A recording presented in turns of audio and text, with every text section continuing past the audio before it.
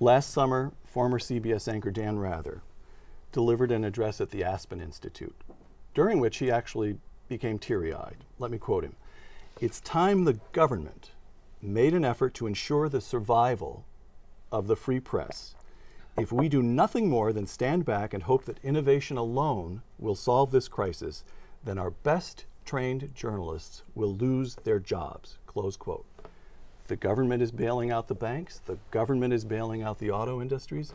Why shouldn't the government bail out the newspaper business? I think he's talking rubbish, and very dangerous rubbish. We don't want government money.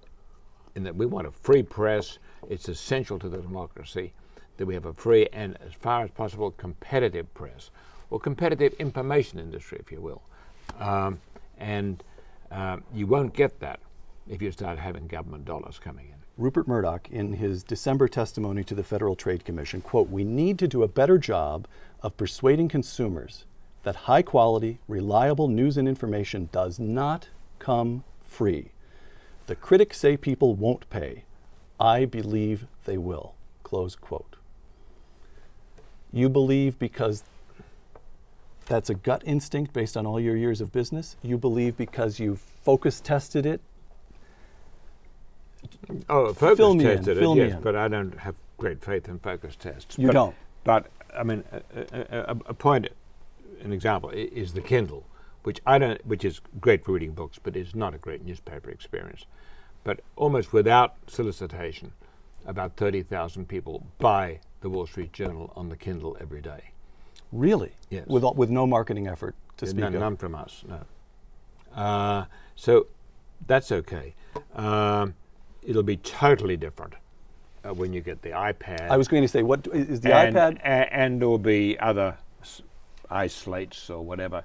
You get it in 4 colors. You'll be able to do anything on that. You'll be able to do your search, you buy books, you can watch movies, television shows, and certainly any number of newspapers. Just over a week ago, as you and I talked, the Wall Street Journal went behind a paywall. You can't get it unless you pay for it now. Can you tell results? What's the metric by which you're going to? Yes, we've actually had an increase in circulation, electronic. Well, WallStreetJournal.com. Right. Yes. Was always behind a paywall, except for all the editorial comment and op-ed pages.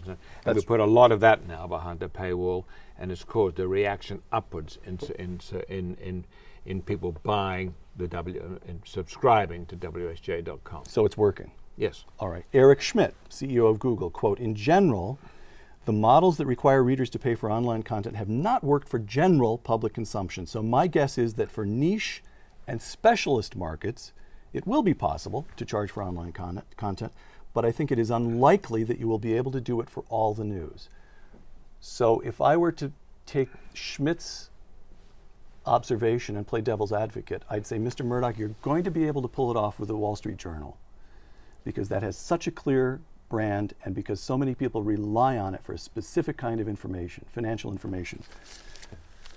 But although it moves me to tears to say so, because I so love it, the Post might not work online. And how do you reply to that? Oh, I disagree totally. You do? Absolutely. I think there are certain sections of the Post, particularly. I think it's a very intelligent paper, the way it handles politics and so on. But what people like about the Post, I mean, there are groups of people women who live on page 6. I can't understand it. But much, much bigger groups of people. Page 6 is the gossip who page. recognize it as the best sports paper and best sports coverage, and they'll buy it. But, you know, they won't be buying it at these prices. We won't be using paper. We won't be using trucks. Right. It'll come out on Wi-Fi and be picked up on these readers, and we'll be able to, you know, make a very economic and attractive package to people. Let me ask you a question about that then. So this stuff is expensive, print and newsprint and the distribution. You bet.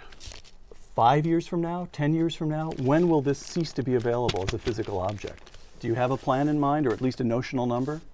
How long can you afford to carry those fixed costs? We think people will be buying papers and enjoying papers and the tactile experience of reading them. Probably for decades, but certainly for one, but at least 2.